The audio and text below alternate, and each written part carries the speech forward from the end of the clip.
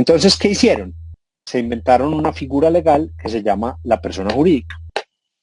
La persona jurídica no existe desde el punto de vista físico, o sea, uno nunca ve caminando a una persona jurídica, pero la persona jurídica existe desde el punto de vista legal, y para eso está ese documentico que se llama el certificado de Cámara de Comercio, ¿cierto? Que se le dice el certificado de Cámara de Comercio. Ese documentico se llama un certificado de existencia y representación legal. Cuando una Cámara de Comercio emite ese documento, lo que está diciendo es: esta persona jurídica existe y está representada legalmente por esta persona natural. Y esa persona natural tiene estas capacidades para representar legalmente a esa persona jurídica. Entonces, lo primero que tenemos que entender es que cuando decimos voy a hacer una SAS, no es porque sí, no. Es porque para que me puedan regular mis conductas y mis actos jurídicos en masa, lo que está pasando es que yo creo otra persona. Y esa otra persona, yo por ejemplo, soy Juan Camilo Villa, aquí me ven, este soy yo, como soy una persona física, todos me ven, pero soy dueño de una persona jurídica que se llama Singular Legal SAS. Entonces, Singular Legal SAS tiene un patrimonio aparte del mío, y Singular Legal SAS que hace negocios todo el tiempo con clientes que me dan poder, que representenme en este proceso, que registrenme esta marca, que hágame este contrato. Y Singular Legal es un patrimonio que está aquí al lado del mío. Y con este patrimonio Singular Legal hace sus negocios, y aquí estoy yo con mi patrimonio, aparte del de Singular Legal, que también es mío. Entonces, uno crea la persona jurídica para independizar el patrimonio personal del patrimonio con el que uno hace los negocios, ¿cierto? Eso tiene como ventaja que el patrimonio de uno no se compromete. Imagínense que uno empieza con una empresa muy pequeña y arranca. Yo cuando voy a las universidades a dar clases siempre pongo de ejemplo el señor del carro de mangos de afuera. Entonces el señor va, compra un carrito para los mangos, unos cuchillos, unas bolsitas, sal, pimienta, mangos, limones, etcétera, todos los insumos. Entonces él se va todas las mañanas para la universidad, vende mangos, y de esa plata sabe que tanto porcentaje es para comprar los mangos del día siguiente y tanto porcentaje es utilidad. Eso es un giro, eso es un tema circular. Todos los días compro mangos para vender mangos y ganar plata, compro mangos para vender mangos y ganar plata. Como es un tema circular, empieza a generar unas utilidades. Cuando menos piensa, el señor no solamente tiene mangos, no solamente tiene un carrito de mangos en una universidad, sino que tiene franquicias por todas partes y vende mangos por todas partes. Entonces se le vuelve un negocio muy grande, tiene un mundo de empleados, un mundo de locales, un mundo de obligaciones, un mundo de proveedores, un mundo de cosas que ya hacen parte de ese giro, y él lo que hace es que crea una sociedad para que aquí está el patrimonio de Mangolandia y aquí está el patrimonio mío, que soy el vendedor de mangos. Entonces, las obligaciones con los empleados, las obligaciones con los proveedores, las obligaciones con los arrendadores de los locales comerciales, con las administraciones, con los servicios públicos, son de Mangolandia. Listo. Hasta ahí entonces queda claro para qué hace uno una sociedad. Muchas veces uno puede ejercer el comercio como persona natural, ¿cierto? Va y se inscribe a la Cámara de Comercio y dice: yo, Juan Camilo Villa, quiero ejercer el comercio y quiero ser vendedor de mangos. Entonces me inscribo, tengo un establecimiento de comercio mío, y yo soy el que vendo los mangos. Pero cuando empiezo a vender y empiezo a facturar y empiezo a declarar todos los ingresos, llega un punto que se llama cuando te convierten de régimen simplificado a régimen común. Entonces, cuando uno es régimen común, ya es responsable, por ejemplo, del impuesto del IVA. Entonces, el impuesto del IVA, ¿qué pasa? Que todo lo que yo venda lo tengo que cobrar con IVA, guardar el IVA durante unos periodos que casi siempre son bimensuales, y durante ese periodo decir: estas fueron las compras que yo hice con IVA, entonces yo tengo 10 pesos de IVA, yo hice compras que me costaron 3 pesos de IVA, entonces yo le entrego al Estado 7 pesos, me descuento 3 que yo también pagué, y le entrego al Estado 7 pesos. Entonces, ¿qué pasa? Cuando los ingresos se le van volviendo, o uno como persona natural, los ingresos se le van volviendo del nivel que se pasen para régimen común, es mejor correr y hacer una sociedad. Porque ser una persona natural con régimen común es muy complicado. Entonces, la recomendación es, ¿cuándo es el momento para convertirnos en SaaS, perdón, o en una sociedad? Cuando mis ventas superen, si mi memoria no me falla, son como los 120 millones de pesos al año, que no es una cifra muy grande, y entonces en ese momento me traslado a ser sociedad y entrego mi establecimiento de comercio, pues todo mi negocio, todo ese giro que yo les digo, a, eh, a la sociedad. Hasta ahí estamos. Esas personas jurídicas que uno crea siempre se van a identificar con un nombre y uno, como les dije, las crea en la Cámara de Comercio, ¿cierto? De cualquiera que sea la jurisdicción. Por ahí, por aquí tenemos una visitante de Río Hacha, otra visitante de Bogotá. Cualquier Cámara de Comercio donde yo quiera, me inscribo la sociedad y así es como se llama en esa persona jurídica. Entonces esa persona jurídica es con la que yo hago los negocios, ¿cierto? Aquí hay un punto muy importante que hay que diferenciar, que es la marca y el nombre con el que yo hago el negocio. Al lado de mi oficina en Medellín, que estoy próximo a devolver porque ya me amañé mucho trabajando desde la casa, pero al lado de mi oficina en Medellín hay un McDonald's, un restaurante McDonald's. Entonces, mi forma más clara de explicar la diferencia entre nombre comercial y marca es McDonald's. Cuando uno va a un McDonald's del lado de mi oficina, uno hace un, eh, un negocio de compraventa de hamburguesas o de papas o de helado o del que sea, eh, con una sociedad que se llama Arcos Dorados de Colombia, ¿cierto? Pero uno va a ese establecimiento pensando en la marca McDonald's y en los valores de marca ese negocio tiene. ¿Cuál es el valor de la marca McDonald's? Que está muy rápido, que las papitas son muy ricas, que los helados deliciosos, que se lo venden a uno en el carro, cualquiera que sea el valor de marca. Pero la marca es McDonald's y el contrato de compraventa de hamburguesas se hace con Arcos Dorados de Colombia SAS. Entonces es muy importante pues que haya esa diferenciación. Básicamente, cuando vamos a hablar de marcas y de derechos de autor, vamos a hablar de una materia que se llama propiedad intelectual. Cuando hablamos de propiedad intelectual, es muy importante, primero, conocer la definición de propiedad, ¿cierto? Todo el mundo tiene patrimonio, todo el mundo tiene cosas que le pertenecen, pero muy poquita gente es capaz de definir qué es la propiedad. Para definir qué es la propiedad, los abogados tenemos una expresión que dice que la propiedad es un derecho real que se tiene sobre un bien determinado y que ese derecho real le permite al titular usar, gozar y disponer de ese bien.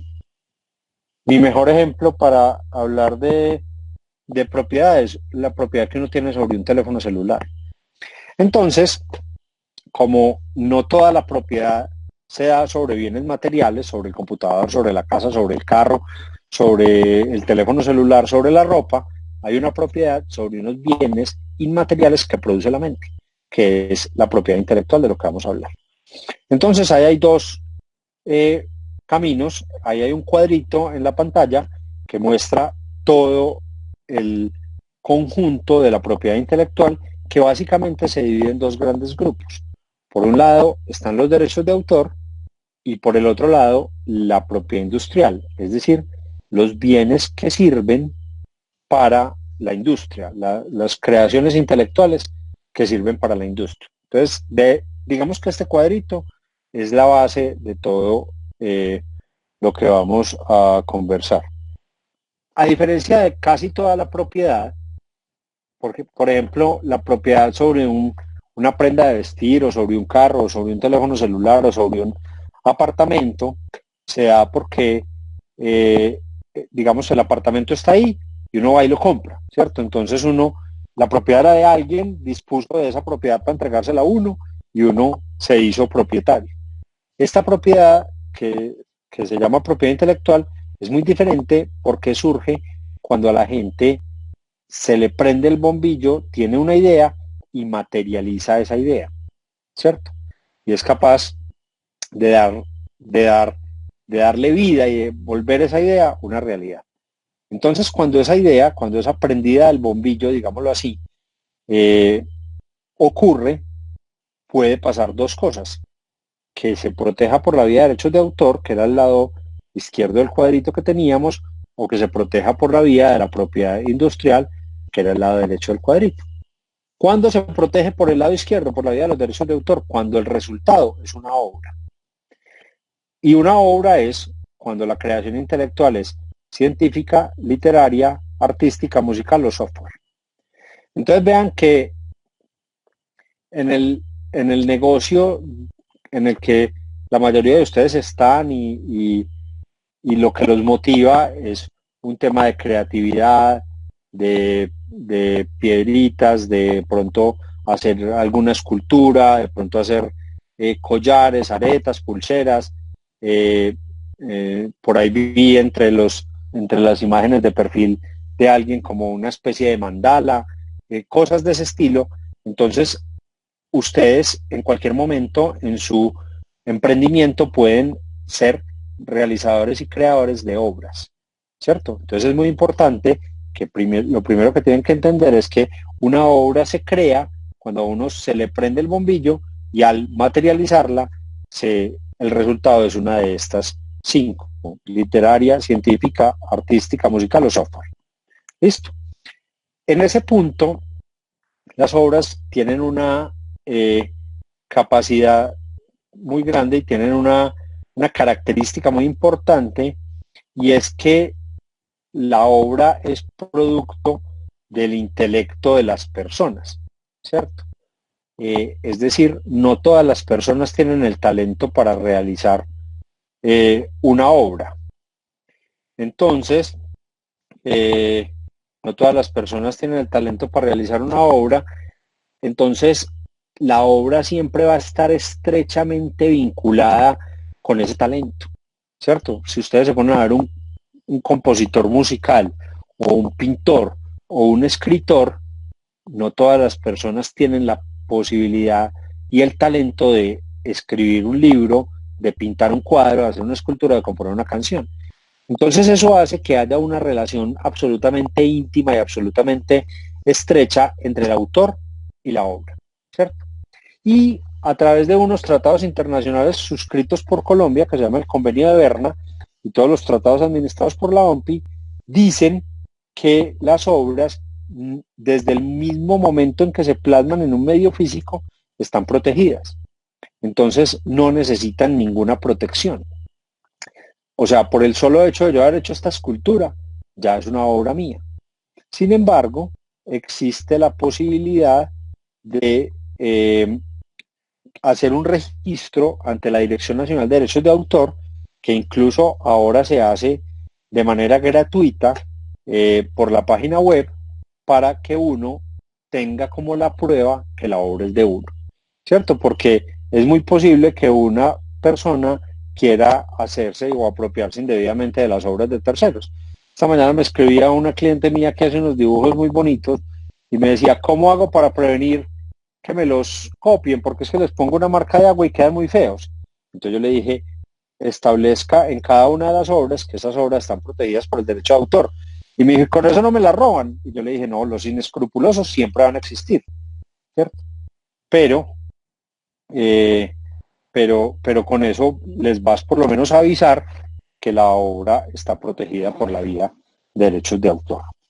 Los derechos morales son unos derechos que no se acaban nunca, como dice ahí, no se pueden transferir, no se pueden negociar y son perpetuos. Por lo que hablábamos en la diapositiva anterior, que hay un vínculo muy cercano y muy estrecho entre el autor y la obra, porque la obra es producto de su intelecto. Entonces esos derechos nunca se van a poder transferir ni negociar. Es decir, el compositor de esta canción es J Balvin y siempre era J Balvin, ¿cierto? Nunca le puede decir a Maluma, vení, ahora vos sos el compositor, no, porque la obra es producto solamente de su intelecto. Entonces,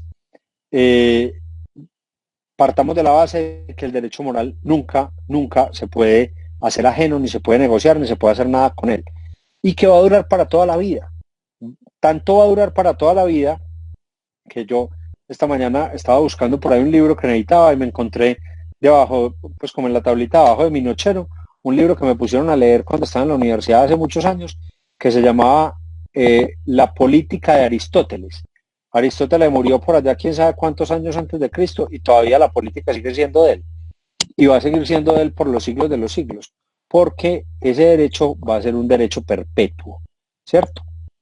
Entonces, de ese derecho se derivan algunos derechos, por ejemplo, el derecho de paternidad, que es el derecho a que uno lo mencionen como autor siempre, el derecho de divulgación, que es el derecho que tiene el autor de decir y permitir que esa obra se divulgue o no, el derecho de integridad, que es el derecho que el autor de impedir que la obra sea destruida. Para ese ponemos este ejemplito que es una pintura del maestro Gabriel Callarango que estuvo en el Centro Comercial San Diego y tiempo después el Centro Comercial San Diego, sin preguntarle a él, borró esa obra y digamos que le desconocieron su derecho moral de integridad. Existen otros derechos patrimoniales como el derecho de modificación, es decir, el autor puede impedir que otras personas le modifiquen su obra, y el derecho de retracto, que es que el titular, el autor, puede decir, yo me retracto de haber hecho esta obra y la voy a destruir.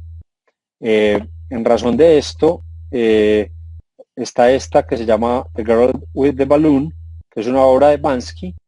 No sé si han oído pues hablar de Banksy. Banksy es un autor cuya identidad nadie conoce, y Banksy pintó esta obra que se llama The Girl with the Balloon y y se la donó a un museo, pero les advirtió que eso no se podía, esa obra no se podía subastar, y un día se enteró que el museo la estaba subastando y al momento, y mandó una persona conocida suya, y al momento de la subasta apenas asignaron un titular a la obra, esa persona conocida suya activó un dispositivo escondido que tenía la obra y era un triturador de papeles, y la obra se salió por debajo, la lámina se salió por debajo y se destruyó porque Banksy quería ejercer su derecho de retracto si la obra iba a ser subastada en algún momento. Ahí está el vínculo de YouTube para que, como la presentación linda se la va a compartir, para que lo miren porque es un video bastante interesante. Por otro lado, entonces están los derechos patrimoniales. ¿Qué pasa? Que en estricto sentido, cuando uno hace una obra, cuando uno es artista, cuando uno piensa, cuando uno se inspira, cuando uno tiene talento, realiza una obra, ¿uno qué quiere? Bueno, yo cómo voy a monetizar esta obra, cómo voy a sacarle un provecho económico a esta obra. Entonces, a diferencia de los derechos morales, estos derechos sí se pueden transferir y se transfieren de tres formas. Por acto entre vivos, cuando una persona hace una obra y otra persona está interesada en comprarla. Por ejemplo, yo escribí un libro y una programadora o Netflix o el canal RCN o Teleantioquia, cualquiera, viene y me dice, yo quiero esa obra para hacer una novela. Entonces yo le entrego los derechos patrimoniales mediante ese contrato que se llama acto entre vivos, o se hace mediante una obra por encargo, que es cuando yo no sé hacer un software, por ejemplo, pero yo sí tengo en mi cabeza la idea de que necesito que ese software haga, entonces yo encargo a alguien que sabe programar que me lo haga para yo hacerme a todos los derechos patrimoniales de ese software. Y la tercera forma es causa de muerte. Cuando yo me muero, todas las obras que yo había realizado en mi vida quedan siendo de mis herederos. Estos derechos patrimoniales duran toda la vida del autor, más 80 años, o 50 años si se cedieron a una persona jurídica. Es decir, yo quiero tocar la novena sinfonía de Beethoven, voy, la toco, cobro la entrada en el teatro y que ni los de Saico y así provengan a donde mí, porque la obra ya no tiene derechos patrimoniales. Del derecho patrimonial se derivan 4 derechos. Incluso ahora hay como un quinto derecho, que es el derecho como de difusión en Internet, ¿cierto? Pero básicamente, imaginémonos esto con un ejemplo muy sencillo, una novela, ¿cierto? Entonces yo escribí un libro. Entonces viene una programadora, viene Netflix y me dice, yo con ese libro quiero hacer una serie. Entonces yo le digo, listo. Entonces, mediante acto entre vivos hacemos un contrato de cesión, ¿cierto? Entonces, cuando hacemos ese contrato de cesión, yo le entrego los derechos patrimoniales de autor. ¿Cuáles? Los que definamos en el contrato. Entonces, ¿usted puede transformar la obra? ¿Sí o no? No, no la puede transformar. O sea, en el contrato entre las partes, por el acto entre vivos, tenemos que definir si se puede ceder el derecho de transformación o no. El derecho de reproducción, que era muy común antes, cuando una canción o una película, entonces no, la vamos a sacar unas copias para poner a alquilar en las tiendas de video, ¿cierto? O para vender los CDs, ¿cierto? Entonces ahí estaba el derecho de reproducción. Como ahora hay un derecho nuevo que se llama como el derecho de la difusión en Internet, yo qué voy a permitir que la difundan como o que la reproduzcan como. Lo mismo es que la distribuyan, es decir, dónde la van a distribuir. Yo le estoy vendiendo mi guión de mi novela o de mi película, por ejemplo, a un canal de televisión y entonces yo permito que lo distribuyan ¿dónde? Solamente por televisión o que lo distribuyan en internet. Linda ahorita me dijo, ¿tú me permites que yo grabe esto para poderlo poner en YouTube? Claro, yo de entrada le permití el derecho de distribución y de difusión en internet, ¿cierto? Entonces, eso es una cosa que se pacta y se arregla en el acto entre vivos. Lo mismo el derecho a la comunicación pública, que es la posibilidad que existe de que muchas personas tengan acceso a esa obra al mismo tiempo. Entonces, cuando vayan a negociar algún derecho patrimonial de alguna obra que ustedes hicieron, artística, científica, literaria, musical, un software, siempre pónganle límites a esa sesión en torno a la transformación, la reproducción, la distribución, la comunicación, la difusión en Internet y el tiempo y el espacio. Es decir, por cuánto tiempo cedo y para qué territorios cedo. Muy bien. Entonces, por otro lado, están los bienes que son destinados a la industria, ¿cierto? Los bienes de propiedad intelectual que son destinados a la industria, que son básicamente tres tipos. Las nuevas creaciones, que es lo que la gente normalmente llama las patentes, que no se deberían llamar las patentes porque la patente es el certificado que el Estado da para reconocer, digamos, el aporte que el inventor hace a la ciencia, dependiendo de la calidad del aporte y de lo que, pues de la capacidad del inventor, se pueden hacer tres tipos de patente de invención, de modelo de utilidad o diseños, y dependiendo de eso también serán los tiempos de protección. También creo pues que en en este momento, pues si nos dedicamos a hablar de patentes, también nos tomaríamos mucho rato. Yo quiero como que le profundicemos un poquito más al tema de marcas. Por otro lado están los secretos. Hay unas empresas, unas personas jurídicas, unas sociedades que tienen unas informaciones muy valiosas que son informaciones secretas.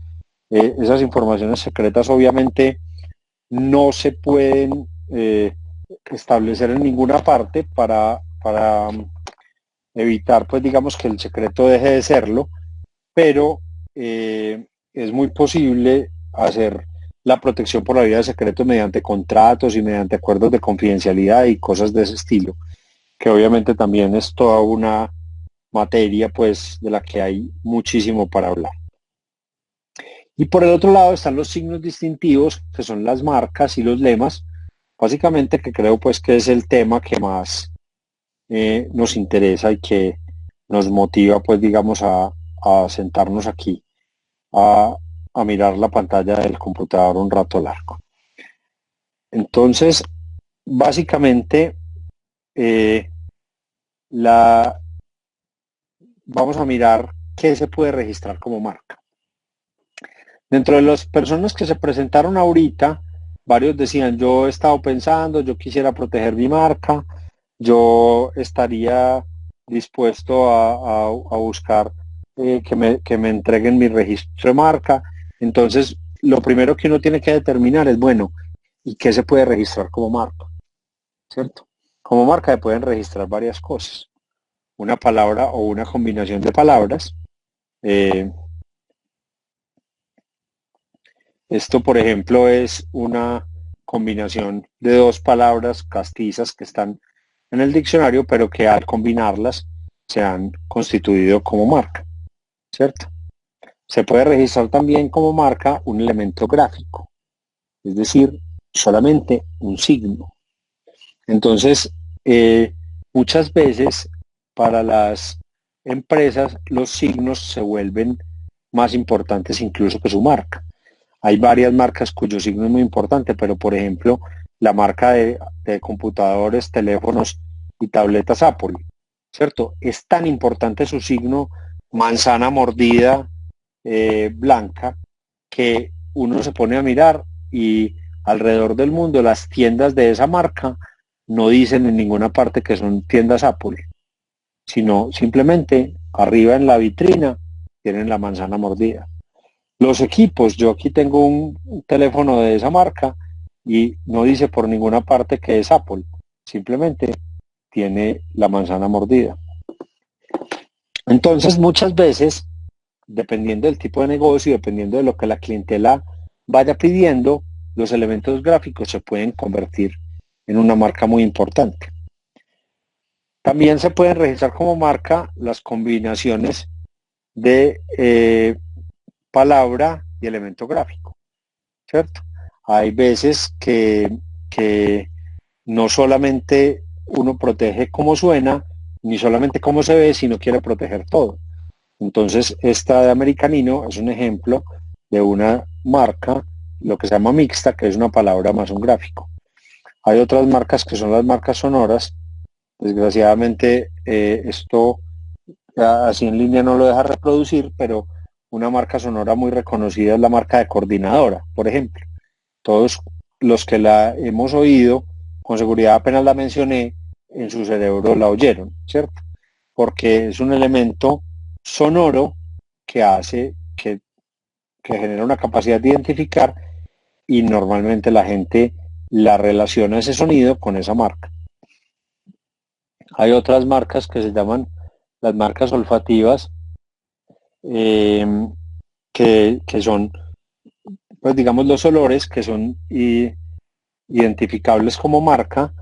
Los almacenes de ropa, por ejemplo, muchas veces tienen marcas olfativas, Tenis, Naf, Diesel, Pilatos, Cheviñón, Americanino, tienen unos olores característicos que pueden ser registrados como marca si el empresario determina que ese olor genera una fuerza diferenciadora en el mercado. También se pueden registrar como marca los colores, también se pueden registrar como marca las formas tridimensionales. Obviamente el registro de una marca como forma tridimensional tiene unas características muy importantes, porque los empresarios pueden hacer que sus clientes determinen su marca o sus sabores, como por ejemplo la que estamos viendo de Hatsu, con el solo color. Vean que esas botellitas de Hatsu, cada una abajo dice que té de lichi con mangostino, que té verde con yo no sé qué, que té de frutos rojos, que té de flor de Jamaica, y dice chiquitico abajo. Pero lo que ellos están buscando con esas marcas tridimensionales es que la gente sepa de entrada que cuál es el sabor que le gusta por el color. Coca-Cola, por ejemplo, hace un trabajo muy ganador con las marcas tridimensionales porque no sé si se han dado cuenta, las botellas de Coca-Cola de sabor ligero, cero azúcar y sabor original, cada una está diferenciada con la tapa y con una franjita pequeñita en la etiqueta que hace, digamos, que se genere una gran diferencia entre ellas. Entonces, como que todo su trabajo de marca está encaminado a mostrarle a sus clientes cuáles son las características tridimensionales de su marca. Hay otras marcas menos utilizadas que se llaman las marcas táctiles. Esa textura, las marcas gestuales, como el gesto de sacarle primero la crema a la galleta. La marca de posición, como es yo quiero poner mi logo en esta posición, y hay otras que se llaman las marcas animadas, que son las marcas que se mueven, que ahora son muy comunes. Nosotros en este momento estamos registrando una marca animada de una agencia de marketing que, como siempre firman digital, entonces la firma digital es como esos GIF que genera un movimiento permanente, entonces lo estamos registrando, digamos, como marca animada. Entonces, básicamente, aquí me quiero detener antes de pasar a la clasificación de productos y servicios, a que hablemos de un tema muy importante que es como cuál es el objetivo de tener una marca, cuál es la definición de una marca. Para nosotros como abogados, pues digamos que uno se sienta a mirar estrictamente la ley y como escuetamente la ley. Marca es un signo que sirve para identificar los productos o servicios de un comerciante de los de otro, ¿cierto? Pero si, si uno piensa más allá y piensa como empresario, ¿qué es marca? Marca es un signo que sirve para contarle al mundo o a mis clientes, digamos, todas mis características y todas mis promesas de valor reemplazadas por ese signo. En estos días, yo soy súper gomoso de los carros. En estos días me estaba viendo un video donde unos analistas y unos periodistas españoles estaban analizando la diferencia entre las marcas premium de carros y las marcas, ellos le decían las marcas generalistas, que son las marcas normales, ¿cierto? Y entonces ellos decían, estaban comparando carros de alta gama, pues por así decirlo, con carros de marcas normales, y decían que si bien, digamos, en este mundo y en este mercado de los carros, las, las marcas que ellos llamaban generalistas a veces tienen los mismos e incluso más elementos de lujo y más gallos, por así decirlo, que las marcas premium. Ellos decían es que la gente cuando compra marca, compra experiencia. Entonces, uno siempre tiene que pensar que cuando uno está desarrollando una marca, la marca de uno va a ser una experiencia. Eh, alguna de las niñas que se presentó ahorita decía es que a mí los temas holísticos me gustan mucho y entonces estoy empezando mi emprendimiento. Entonces vean que el tema holístico, el tema de las piedras, el tema de las energías, el tema de los cuarzos, el tema de las pirámides, el tema de los aromas, el tema de la música, todos esos temas lo que hacen es que generan una experiencia, una tranquilidad, una calma, un sueño más profundo, un, un ¿cómo es que dicen? Encarrilamiento de las energías, le cuadran los chakras, todo lo que sea. Imagínense cualquiera que sea la experiencia de marca que ustedes quieren ofrecer, esa experiencia de marca tiene que estar eh, catalogada o diferenciada de las otras experiencias de marca por ese signo que va a ser su marca. Listo, entonces seguimos. Entonces, bueno, otra cosa muy importante de las marcas es que acuérdense que estamos como mirando, bueno, yo qué voy a proteger como marca, ¿cierto? ¿Qué necesito yo proteger como marca? Entonces, ya determiné si palabra, combinación de palabra y elemento gráfico, color, sonido, cualquiera que sea. Lo que mi, mi negocio y mi mercado me pidan que pues que yo explote como marca, yo lo exploto.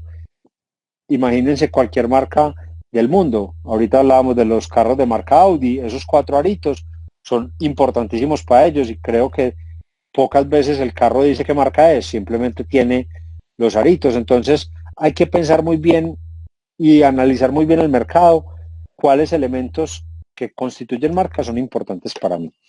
Lo segundo es, yo tengo que saber cuáles son los productos o los servicios que yo voy a ofrecer para, para registrar la marca en la clase que es. la clasificación, esto se llama la clasificación internacional de NISA, eso se parece como el código SIU, pero es otra clasificación diferente, pero cuando uno va a registrarse en la DIAN le dicen, ¿y usted qué va a hacer? ¿Qué actividad económica va a hacer? Entonces, según lo que uno va a hacer, ellos le ponen a uno un código SIU. Aquí pasa parecido, es usted qué productos o servicios va a registrar. Entonces, pongamos de ejemplo la marca Americanino, que ya la vimos ahí en las marcas mixtas. Entonces, ¿usted qué va a hacer con la marca Americanino? Ah, no, yo vendo ropa. Entonces, usted identifica este blue jean marca Americanino diferente de este otro blue jean marca Diesel, ¿cierto? Entonces, vamos a registrar la marca Americanino para blue jeans. Ah, sí, pero yo también voy a poner unas tiendas donde vendo Americanino. Entonces, no solo va a tener un producto clase 25 ropa, sino va a ofrecer un servicio clase 35, servicio de comercialización de productos. Y aquí el tercer elemento importante de las marcas es cuáles son las causales para no registrar una marca. Y hay dos grupos de causales en la ley, digamos, que se llaman las causales absolutas y las causales relativas, que para hacer, digamos, una definición fácil de la diferencia entre las unas y las otras, las causales absolutas son aquellas que están, digamos, en la marca misma, porque como vemos ahí en esos listaditos es cuando la expresión es genérica, es descriptiva, está vulgarizada, no tiene capacidad de identificar, va en contra de la moral, el orden público, las buenas costumbres. Es decir, hay elementos, hay signos que en sí mismos no permiten la capacidad que se le exige a una marca, que es identificar, pero hay otro grupo que son las causales relativas, que son signos que cumplen, digamos, en sí mismos las cualidades que tiene que tener una marca, pero que por razón de terceros no se deben registrar cuando se parecen a otras, cuando afectan la personalidad de otros, etcétera, etcétera. Entonces, obviamente las causales, tanto las absolutas como las relativas, son muchísimas, pero estas son, digamos, un resumencito corto de cuáles son las causales para impedir el registro de la marca. Por último, para terminar de hablar de marcas, está el proceso de registro de marca.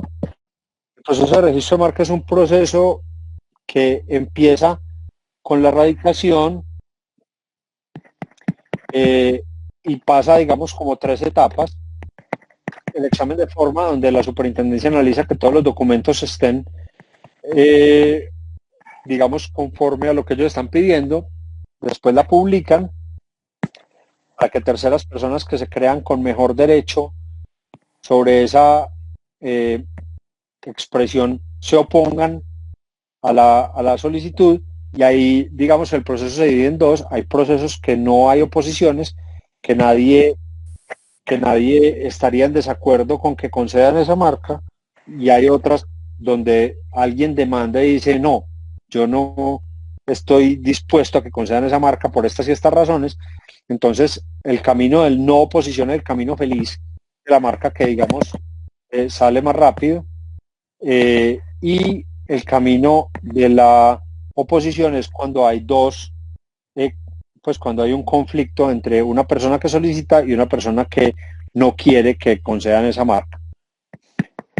Si eso pasa, si hay oposiciones, entonces uno lo que hace es que contesta la oposición, se ponen, digamos, por eso pintamos como dos flechitas ahí en el sí, que es la voluntad del solicitante y la voluntad del opositor, y al final la superintendencia, mediante una resolución motivada, concede o niega el registro de la marca. Entonces, ¿qué pasa? Si a uno le niegan, uno tiene la oportunidad de interponer un recurso de apelación, donde obviamente cuando nosotros acompañamos, establecemos desde el punto de vista legal cuáles son las razones para que nos concedan la marca, y buscamos pues que revoquen esa negación y nos concedan la marca.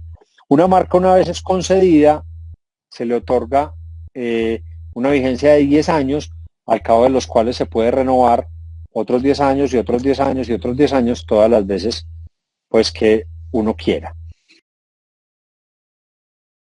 Es muy importante, digamos, diferenciar cuando hablábamos al principio de derechos de autor, que no hay necesidad de registro, que está protegido automáticamente, contra marca, que todo lo contrario, es necesario que haya registro y es necesario que haya concesión, necesario que haya solicitud y que haya concesión para que exista el derecho sobre una marca.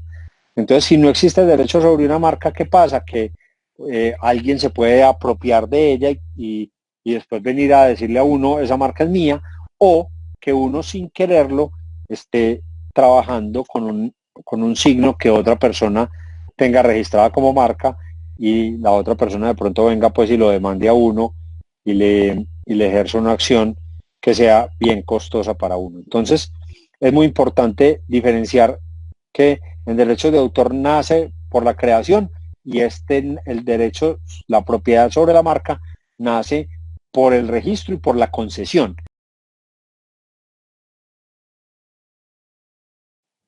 Yo digo que desde el momento que la cree. ¿Por qué? Porque yo, mejor dicho, pongamos de ejemplo a Cristal Celeste. Listo, esta empresa, este negocio se va a llamar Cristal Celeste. Sí, pero entonces otro día voy a revisar la marca. Listo, entonces empieza. Entonces crea un perfil de Instagram, crea un perfil de Facebook, empieza a ofrecer productos, empieza a generar seguidores, la gente la empieza a comprar, la empiezan a referenciar, vea, métase allá, aquí dan charlas y conversatorios de emprendimiento, además venden unos productos para que hagamos nuestras artesanías o nuestras cosas y entonces además nos enseñan y entonces empieza. Y el día de mañana viene Linda Rojas a donde mí y me dice, vení, registrame la marca. No, Linda, Cristal Celeste no se puede. Ah, ¿cómo así? No, esa marca no se puede registrar, la tiene registrada una gente desde el 2012 y hoy es 2020 y vos la llevas desde el 2017 explotando y no podés.